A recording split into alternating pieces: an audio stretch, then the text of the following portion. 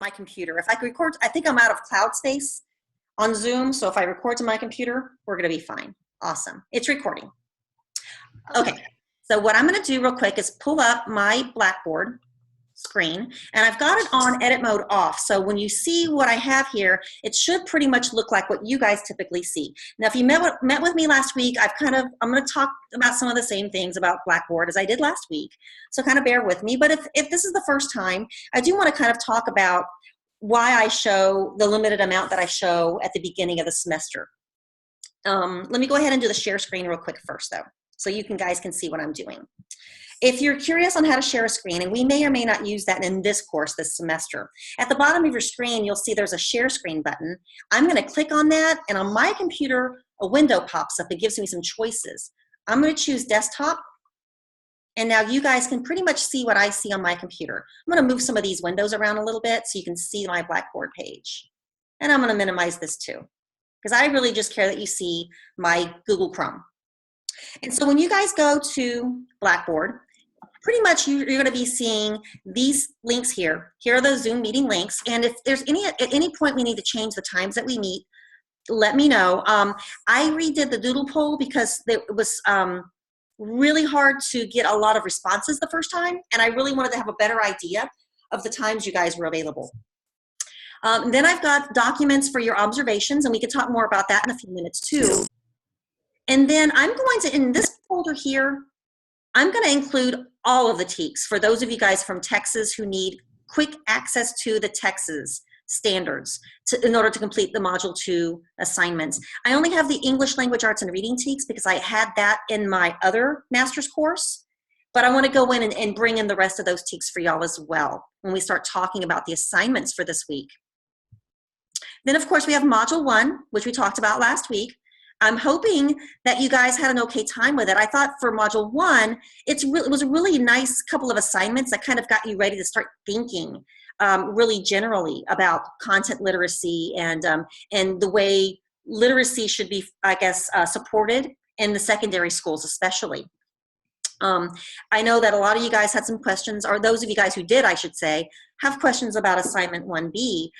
You did email me or text me, and I'm hoping that I was able to address your questions. For the most part, honestly, if you just kind of use this little template here and just kind of filled it out, it was really hard to go wrong. And I know a few people kind of got anxious about this rubric. Don't be too anxious. Right here where it talks about, where are we at here? Bibliographic information. I just, if I don't see perfect APA format and where you tell me the name of the title of the article, I'm not concerned about that. As long as I know which article you are responding to and the body of that page, I'm happy.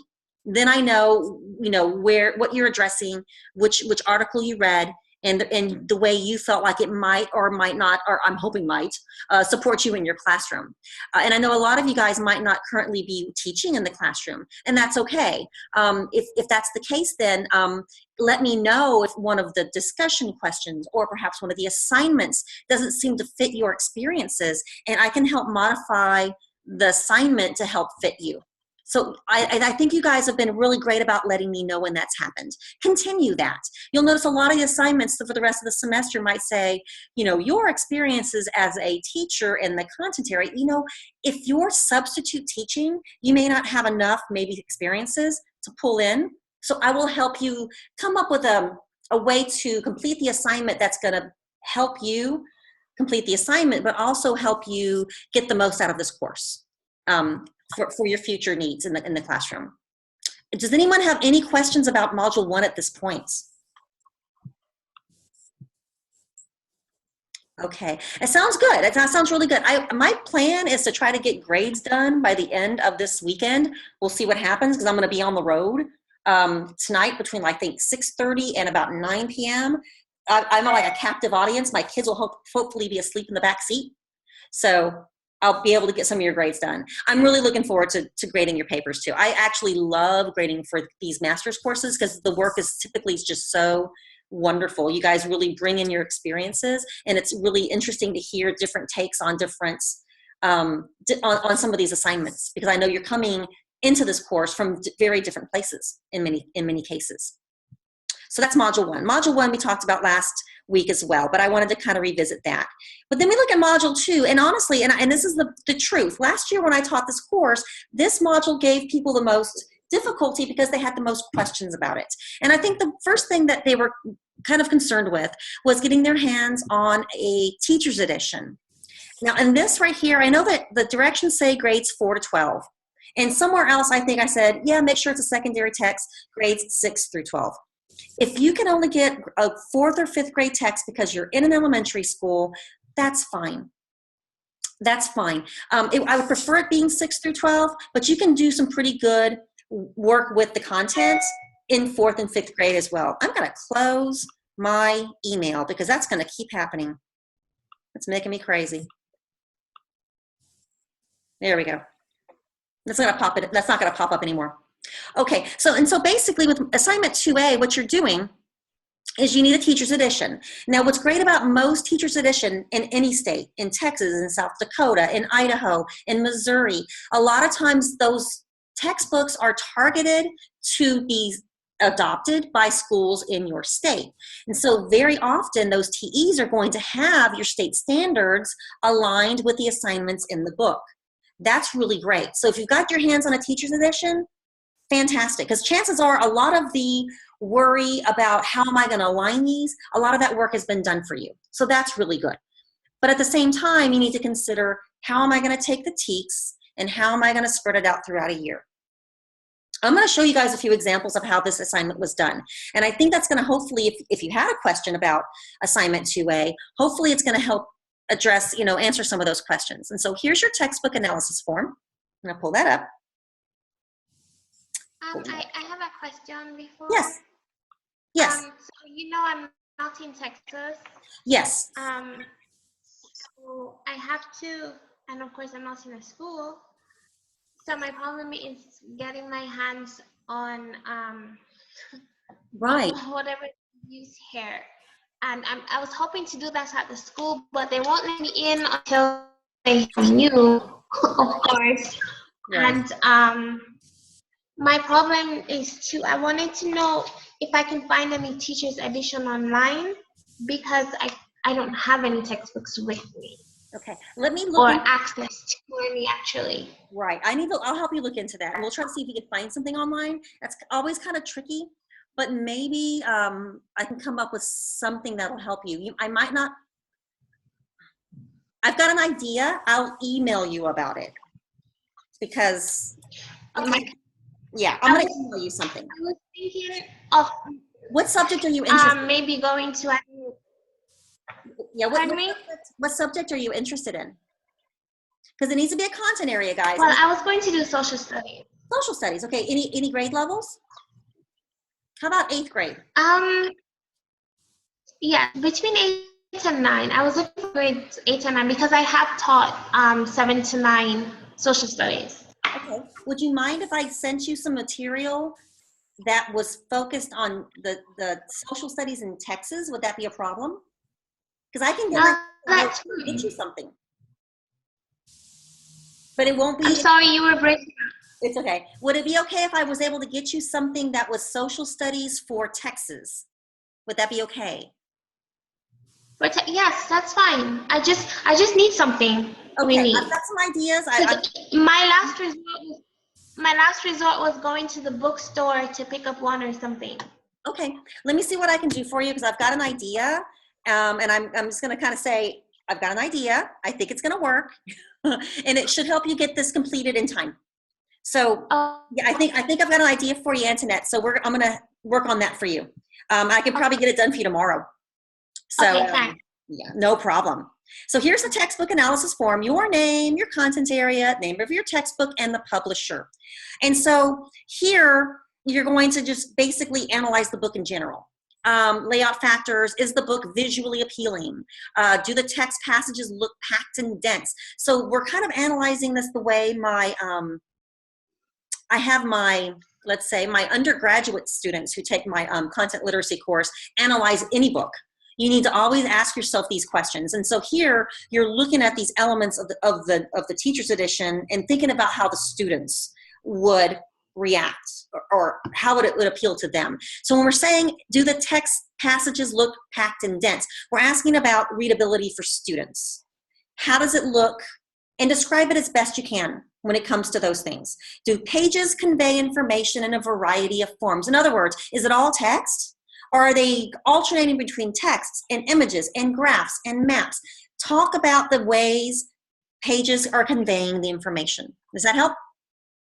So we're talking about, is it just text, or are they alternating between different ways of communicating information in this textbook?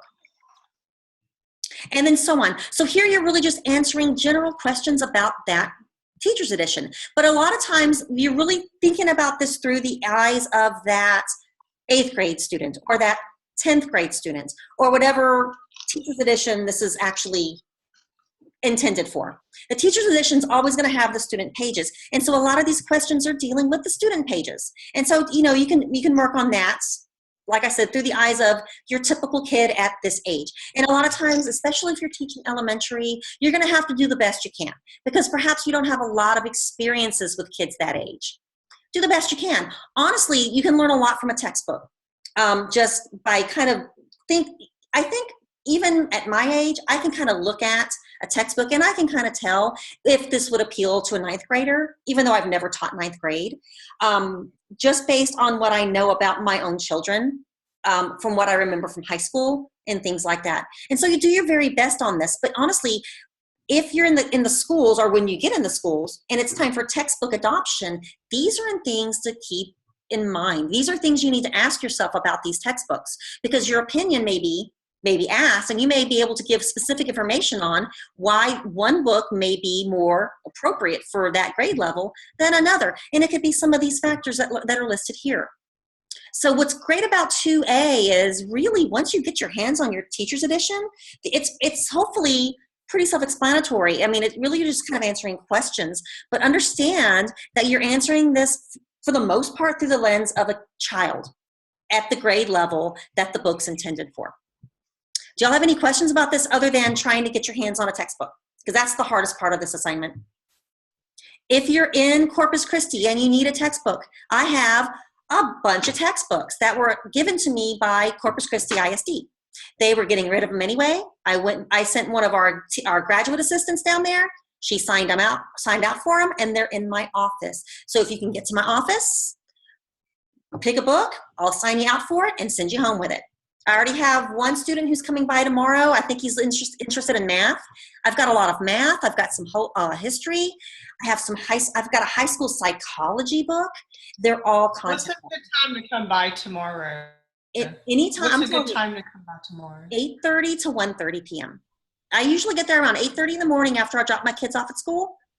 And then I'm there till 1:30 because I'm going to be going to Woodsboro Junior Senior High School to help out with tutoring. So I'm only going to be there till about 1:30.